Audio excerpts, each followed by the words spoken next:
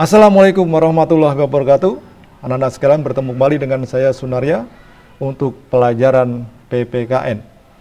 Hari ini kita akan membahas tentang Sumpah Pemuda dalam Bingkai Bhinneka Tunggal Ika. Anak-anak sekalian, apa pelajaran yang bisa kita petik pada materi kali ini? Marilah kita ikuti bersama-sama. Anak sekalian, tujuan pembelajaran kali ini adalah mengembangkan sikap toleransi sesuai dengan nilai dan semangat Sumpah Pemuda tahun 1928 dalam Bingkai Bhinneka Tunggal Ika. Soekarno pernah mengatakan, "Beri aku 1000 orang tua, niscaya akan kucabut Semeru dari akarnya. Beri aku 10 pemuda, niscaya akan kuguncangkan dunia." Anak-anak sekalian, kalimat ini punya makna bahwa pemuda itu memiliki kekuatan yang luar biasa, kekuatan yang mampu mengguncang dunia, kekuatan yang mampu mendirikan sebuah negara, karena pada dasarnya negara Indonesia merdeka itu ditokohi oleh para pemuda Indonesia.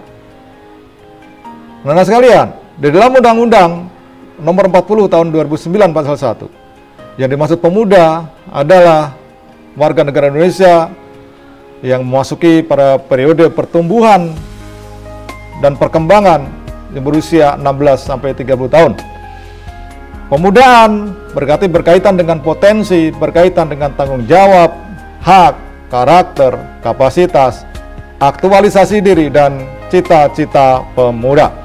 Anak-anak sekalian, yang pertama, pemuda memiliki potensi.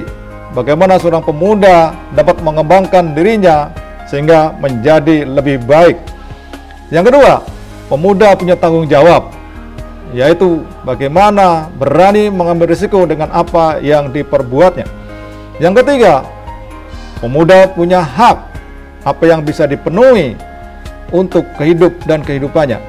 Anak-anak sekalian, yang keempat adalah punya karakter. Bagaimana seorang pemuda memiliki karakter sebagai bangsa Indonesia. Yang berikutnya, pemuda punya aktualisasi diri. Bagaimana seorang pemuda dapat mengaplikasikan potensi-potensi yang dimiliki untuk kepentingan bangsa dan negara. Dan yang terakhir, pemuda memiliki cita-cita. Bagaimana sebuah keinginan, sebuah visi yang harus dikembangkan oleh pemuda yang berkaitan dengan bagaimana negara dan bangsa ini tetap eksis. Nah sekalian, tahun 2020 bangsa kita mengalami keterpurukan terkait dengan banyaknya korupsi yang dilakukan oleh pejabat negara. Pada tahun itu, indeks persepsi anti korupsi kita pada posisi 40/100.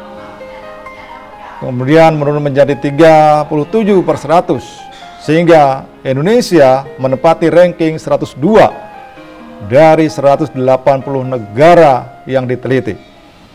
Dan pada tahun 2021 kita meningkat, indeks prestasinya menjadi 3,9. Ini menunjukkan bahwa negara kita masih permisif terhadap perilaku koruptif. Perilaku korup itu bukan saja tentang uang, tetapi tentang waktu, tentang tindakan curang, tentang tidak jujur, tentang berbohong, dan hal-hal lain yang intinya ingin sukses tetapi dengan jalan pintas. Lalu, perilaku korup itu dapat menghancurkan bangsa dan negara. Anak-anak sekalian, kalau begitu, apa korupsi itu? Di dalam bahasa Yunani, bahasa Latin, korupsi itu diambil dari bahasa corruptio atau corruptus yang berarti kerusakan atau kebobrokan. Dalam bahasa Jepang disebut dengan osoku, artinya kerja kotor. Dalam bahasa Thailand disebut dengan ginmong, yang artinya makan bangsa, dan dalam bahasa Cina disebut dengan tanbu, atau berarti keserakahan bernoda. Di dalam fikih setidaknya ada 6 jenis. Yang pertama adalah gulul, yang kedua riswah, yang ketiga gosap, yang keempat ikhtilas, Yang kelima sirkoh, yang keenam hirobah. Keenam-enamnya termasuk dalam satu tindakan koruptif.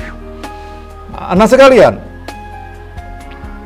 di dalam Undang-Undang Nomor 31 Tahun 99 tentang pemberantasan tindak pidana korupsi, definisi korupsi adalah setiap orang yang secara melawan hukum melakukan perbuatan memperkaya diri atau memperkaya orang lain atau memperkaya suatu korporasi yang dapat merugikan keuangan negara atau perekonomian negara. Maka ada beberapa yang disebut dengan korupsi. Yang pertama adalah kerugian keuangan negara unsurnya, suap menyuap, penggelapan, pemerasan, perbuatan curang, benturan, gratifikasi atau hadiah kepada para pejabat negara. Lalu, dapatkah korupsi dihapus? Dapat, asal kita semua ikut terlibat di dalam memberantas korupsi. Nah sekalian, oleh karena itu, mulai saat ini kita harus mengedepankan perilaku anti korupsi dengan mencontoh nilai-nilai semangat Sumpah Pemuda. Apa saja itu? Sebagai pemuda, mari kita jaga negara kesatuan Republik Indonesia ini agar tetap eksis dan bertahan dalam persaingan dunia dengan berperilaku jujur, disiplin, bertanggung jawab, sederhana, kerja keras, mandiri, berani, adil, dan peduli seperti nilai-nilai yang sudah dicontohkan oleh para pemuda pada tahun 1928.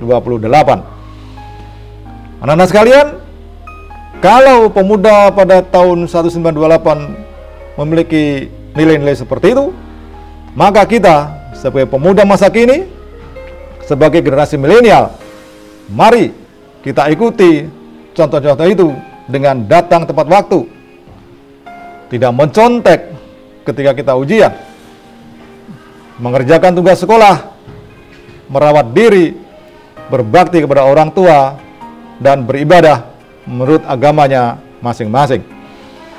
Anak sekalian, demikian pembelajaran kita hari ini. Terima kasih atas perhatiannya.